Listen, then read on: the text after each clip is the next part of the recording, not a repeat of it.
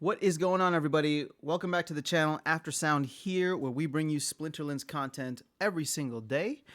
We also stream over on Twitch daily as well at This Is After Sound. So come by, say hello. We do giveaways every stream, and we do giveaways here on the YouTube channel every single week. So make sure to leave your in-game username in your comments.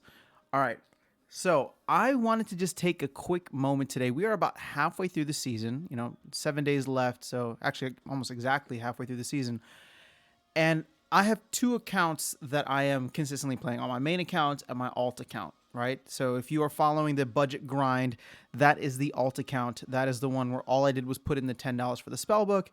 And and it's been kind of organic growth from there.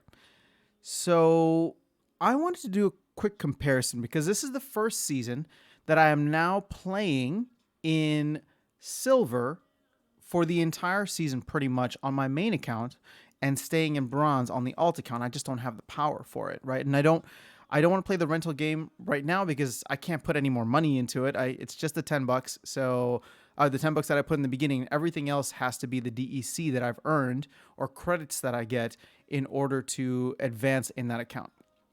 So something that was interesting to me is my decks are completely different, right? My main deck, and we're looking at the main account right now, my main deck has almost 20,000 power in it, right? So I'm comfortably in silver 3. I'm renting barely any cards. I want to show you exactly what I'm renting right now. Rented to me is just Sea Monster and a Creeping Ooze. And if we go through, let's go playable. I want to show exactly what, by Splinter, some of the cards that I have access to, right? So with fire, I have, I got an Efreet Elder and a Lava Launcher. Water, obviously, and we'll go ahead and include Gold Foil. I got my Oceanus. So water, Oceanus, Wavesmith, Kelp Initiate, and Captain's Ghost. These are all, helping me to have water as one of my best decks. On the Earth side, I have Mylar, which is great for bronze and decent so far for silver. With life, I have some of the new rewards cards here. So Jin Renova, Venari Crystalsmith. I also bought a Temple Priest. But what you'll probably notice as we go along, if you haven't already, is the fact that I don't really have leveled up cards. A lot of these guys are level 1s. In Death, I have Harklaw, Venari Bonesmith, Pellicore Deceiver. Some of these guys are leveled up. Some of the new rewards cards. I'm getting delegated a Mimosa Nightshade. A shout out to Zenrock right now. She's been very helpful, and she and I are getting along just fine. So we might have to make it a permanent thing at some point if I can chalk up the cash. But even still, actually, I should include Mimosa Nightshade because I've been playing with her for a couple of days now. And then I guess the best part for me is the only leveled up summoner I have is Kretch, right? Level 2. And then my dragons, I got a Jinchawala. I don't have a leveled up Jinchawala, although I should do that soon. And then a Robo Dragon Knight. So decent cards across the board, I would say, at least for somebody who started just a couple of months ago. Now, compare this to my alt account, and I'm going to show you the cards that I own here.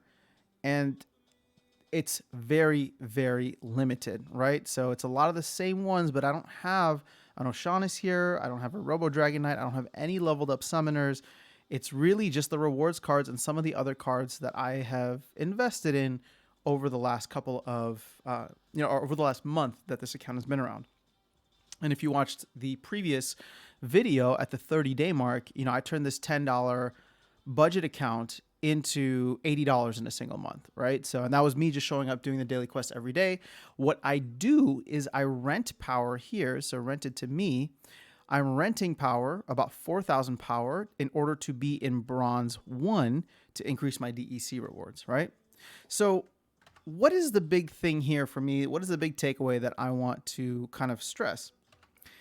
If you look at my rating on both sides, halfway through the season, and I have been grinding on both accounts. I cannot stop playing. It's actually a very bad habit, and I need to take a break because my ECR sucks. But I'm at 1.7 here in Silver 3, and I'm at just under 1.7 in Bronze 1. Now, I'm essentially at the same rating on both sides. And I have to say, in Silver, I've somewhat hit a wall. It's been much more difficult. I'm playing against cards that are leveled up, summoners and monsters that are leveled up, and the struggle is absolutely real. There are games that I go into, when I can see my opponent's cards, and I just want to surrender. I mean, I still try to put a team together, but ultimately it ends up being a waste of time because I just know, like, there's no way I'm getting past, a level 3 flesh golem and Mylar in a in a 12 mana game. You know what I mean? Like, it's just there's going to be very, very few ways for me to win with the cards that I have. And like I said, your deck might be better or worse than mine. You as a player might be more skilled or less skilled than I am. That's actually not what I'm trying to get at here. I am the control variable in this experiment, right? I have the same level of skill with two different decks in two different leagues, right? So same strategy, same level of skills, all of that.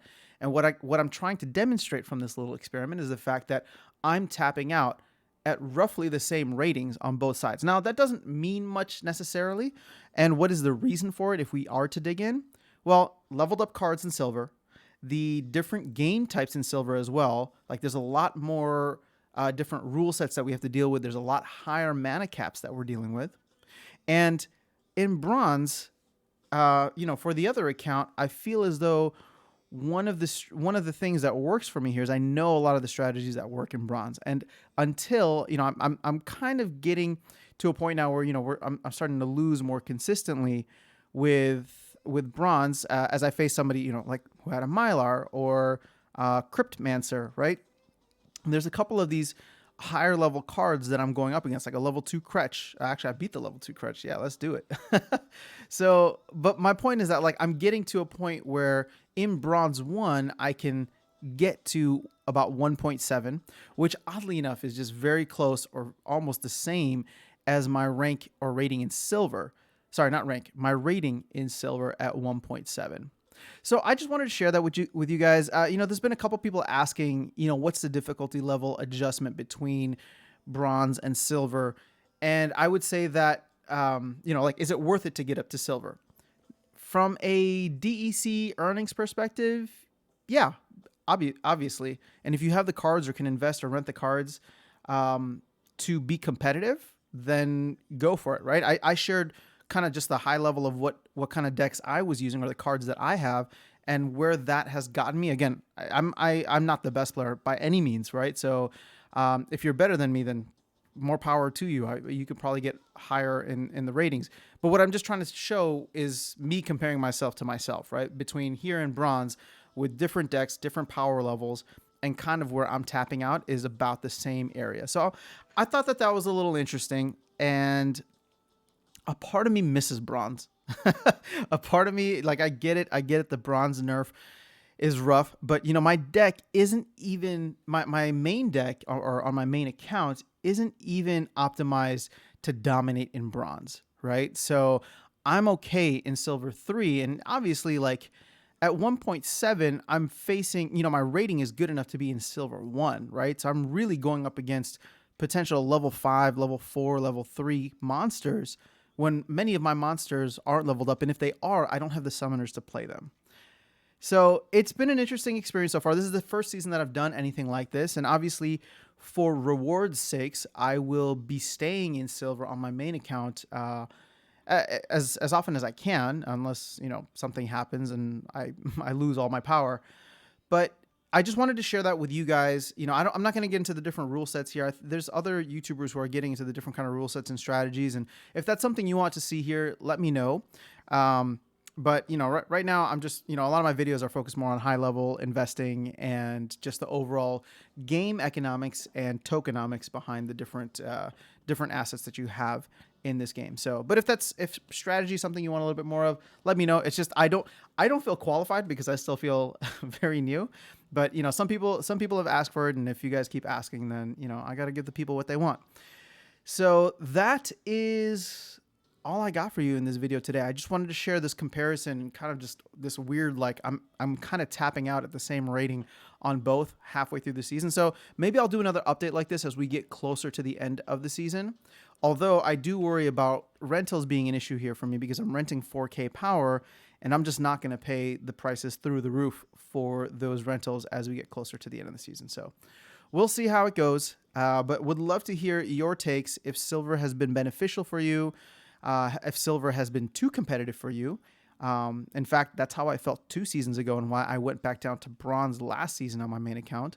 But just the chest nerfs were too much for me, and I had the power, so I figured I would jump up and really try to learn and be a little bit better. And you can see, my win rate isn't bad here. It's just hit or miss, right? So it really just depends on who I'm getting. But when I was down at the 1,000 to 1.5 rating, I can win those games relatively easy. And I would say a lot of that probably has to do with not necessarily my cards, because as you can see, I've been able to beat some cards that were higher level than me.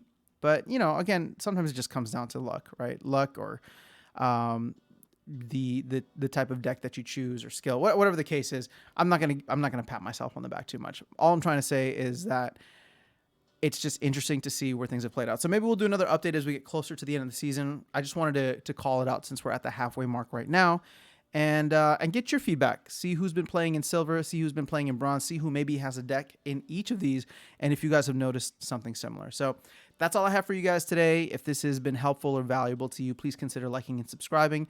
It's a free and easy way to support the channel, and it would mean the world to me.